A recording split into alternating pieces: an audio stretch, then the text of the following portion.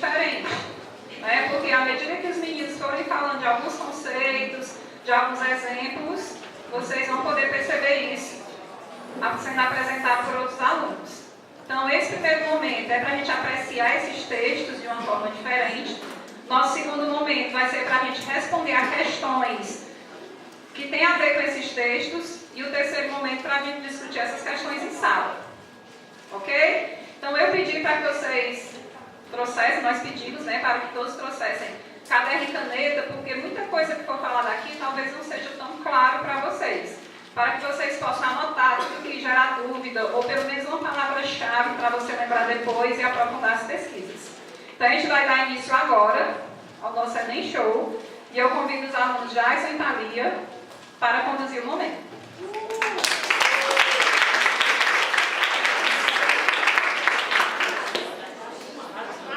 Bom dia a todos. Sejam bem-vindos ao terceiro Enem Show da Escola Estadual de Educação Profissional Adriano Nova. Um momento para despertar o gosto pelo conhecimento e mandar bem no Enem.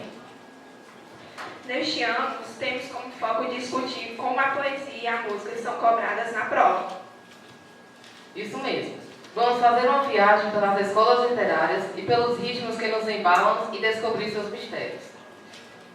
Iniciamos com a ousada e rebuscada Barroco. O movimento foi a segunda escola literária brasileira, sucesso do quinhentismo.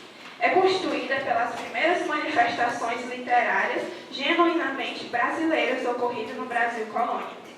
O termo denomina genericamente todas as manifestações artísticas dos anos 1600 e início dos anos 1700.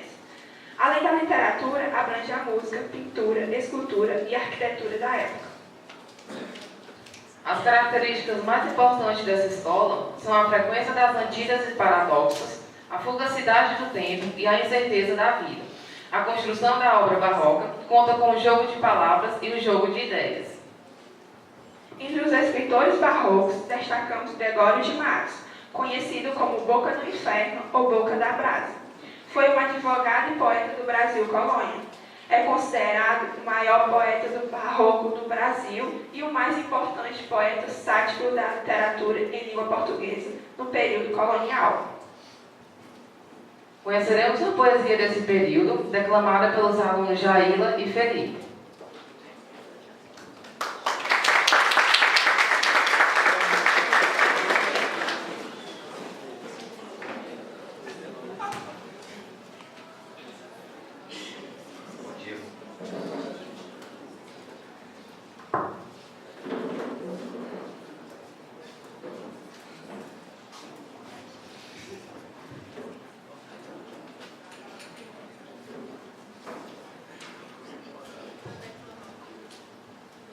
Discreto e formosíssimo mareiro, enquanto estamos vendo claramente, na vossa ardente vista o sol ardente, e na rosada face a aurora fria, enquanto pois produz enquanto cria, nessa esfera gentil, mina excelente, no cabelo o metal mais reluzente, e na boca a mais fina pedra.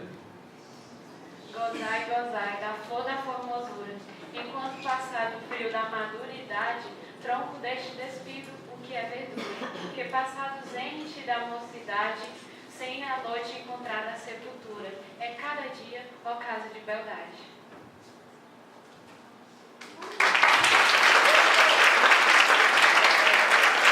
Escrevia para si próprio, para se libertar dos fantasmas que o oprimiam, decorrendo disso o fato de não cuidar de sua divulgação, nem mesmo de sua escrita, contendo-se como retê-la de memória. Um de seus poemas mais conhecidos é Violoncelo, que será apresentado pelo aluno Bruno Ico. Violoncelo. Chorai arcadas do violoncelo, convulsionadas, pontes aladas de pesadelo, que se voaçam brancos dos arcos, por baixo passam, se despedaçam, no rio os barros. Fundas, soluçam caudais de choro. Que ruínas, ouçam, se desbruçam, que sorvedouro. Trêmulos astros, solidões lacustres, lemes e os mastros, e os alastros. dos alustres, urnas quebradas, blocos de gelo, chorai arcadas despedaçadas do violoncelo, de Camilo Peçanha. Muito obrigado. No poema Violoncelo, podemos observar termos que sugerem pesadelo e solidão, remetendo ao negativismo. É possível notar em seus versos, ainda, uma musicalidade muito forte, característica essa de extrema importância para o simbolismo. O que se pode perceber na rima de arcadas com convulsionadas e aladas, violoncelo com pesadelo. A literatura brasileira passou por muitas rupturas e continuidade ao longo de sua formação. Porém, a partir do modernismo, a literatura alcançou um grau de liberdade formal e temática com as mais acentuadas. A poesia modernística percorreu um caminho de reconstrução no aspecto formal. O verso livre foi o melhor recurso para exprimir sensibilidade de novo tempo. A produção os caracteriza como uma poesia de questionamento da existência humana, do sentimento de estar no mundo, inquietação social, religiosa, filosófica e amorosa. Ao lado de Cecília Meirelles e Vinícius de Moraes, poetas da segunda geração, destacou-se Carlos Drummond de Andrade. Confidência do Itabirã. Alguns anos vivi em Itabira, principalmente. Nasci em Itabira. Por isso sou triste, orgulhoso, de fé. 90% de fé nas calçadas, 80% de fé nas aulas. Este alinhamento do que na vida é porosidade e comunicação. A vontade de amar, que me paralisa o trabalho, vem de Itabira, de suas noites brancas, sem mulheres e sem horizontes. E o hábito de sofrer, que tanto me diverte, é doce herança itabirana. De Itabira, trouxe prendas diversas, que ora te ofereço. Esta pedra de fé, futuro aço do Brasil, este São Benedito, do velho santeiro Alfredo Duval. Este couro em chama, estendido no sofá da sala de visitas. Este orgulho, esta cabeça baixa. Tive ouro, tive gado, tive fazendas. Hoje sou funcionário público. Itabira é apenas uma fotografia na parede. Mas como dói. Carlos Drummond de Andrade. Confidência do Itabirão se fundamenta em um impasse poético entre o coletivo e o individual. A dor da poeta não é apenas causada pela saudade da terra natal, mas também pelo destino da cidade. A terceira fase modernista teve como principal representante João Cabral de Melo Neto. É o poema da pesquisa formal, da exatidão, da linguagem enxuta. Uma de suas produções mais conhecidas foi Morte e Vida Severina, que será representada pelos alunos Fabrício, Willer, Wellington e Alisson.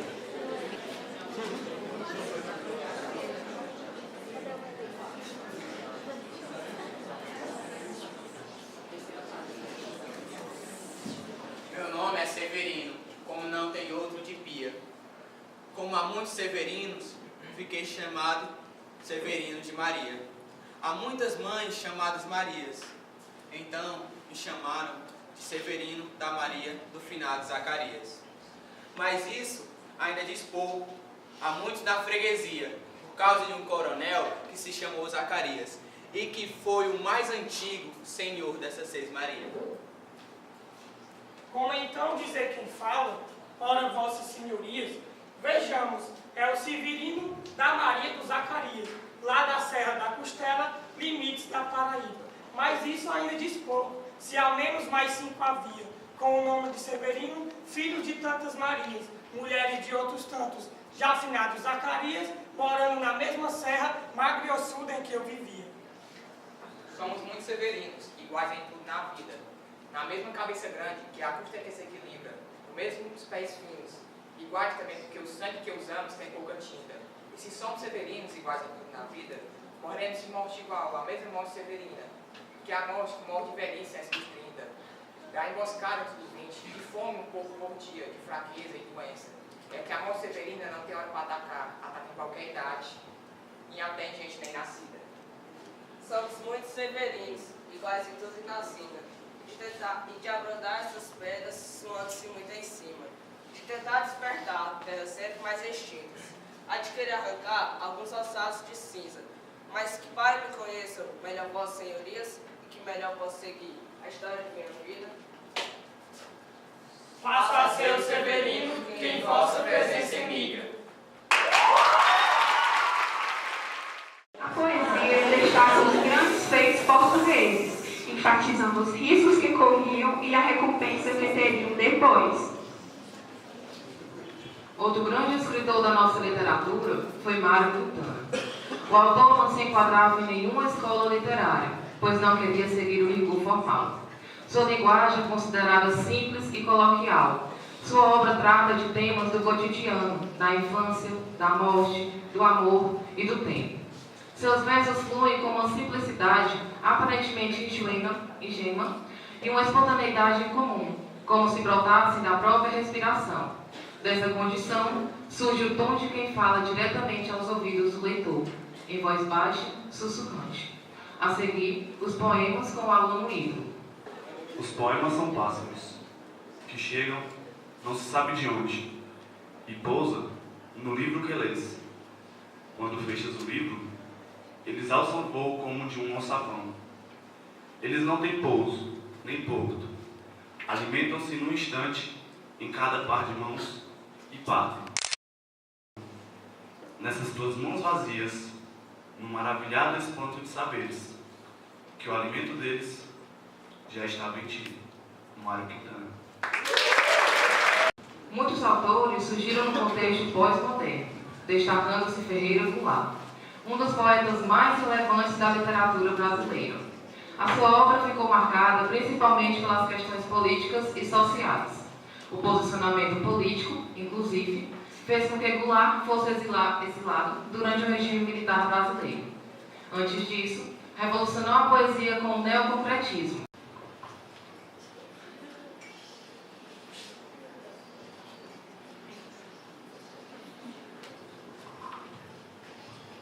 O branco açúcar que adoçará meu café nesta manhã de Ipanema não foi produzido por mim, nem surgiu dentro do açucareiro por milagre. Vejo puro e afável ao paladar como um beijo de moça, água na pele, flor que se dissolve na boca. Mas este açúcar não foi feito por mim. Este açúcar veio da mercearia da esquina, e tampouco fez o homem veio dono da mercearia. Este açúcar veio da usina de açúcar em Pernambuco ou no estado do Rio, e tampouco fez o dono da usina. Este açúcar era cana e veio dos canaviais extensos, que não nascem por acaso no regaço do vale. Em lugares distantes, onde não há hospital nem escolas, homens que não sabem ler e morrem de fome aos 27 anos, plantaram e colheram a cana que viraria açúcar. Em usinas escuras, homens de vida amarga e dura produziram este açúcar, branco e limpo, com que adoço meu café nesta manhã em Ipanema. Ferreira Goulart. Nele chama a atenção a oposição, usina escura, vida amarga e dura. E o açúcar, branco, puro e doce, expressão da desigualdade da vida brasileira. Ao falarmos sobre literatura, não podíamos esquecer da nossa literatura cearense, que teve como destaque o poeta popular, compositor, cantor e repentista Patativa da Saré. O autor teve sua obra registrada em folhetos de cordel, discos e livros. Aos 16 anos, comprou sua primeira viola e começou a cantar de improviso. Um de seus poemas, Seca d'Água, diz: é triste para o Nordeste o que a natureza fez. Mandou 5 anos de seca, uma chuva em cada mês. E agora, em 85, mandou tudo de vez. A sorte do Nordeste é mesmo de fazer dó. Seca sem chuva é ruim, seca sem água é pior. Quando chove brandamente, depressa nasce o capim, dá milho, arroz, feijão, mandioca e amendoim. Mas como em 85, até o sapato achou ruim. Meus senhores governantes da nossa grande nação, O flagelo das enchentes é de cortar o coração. Muitas famílias vivendo sem lar, sem roupa e sem chão.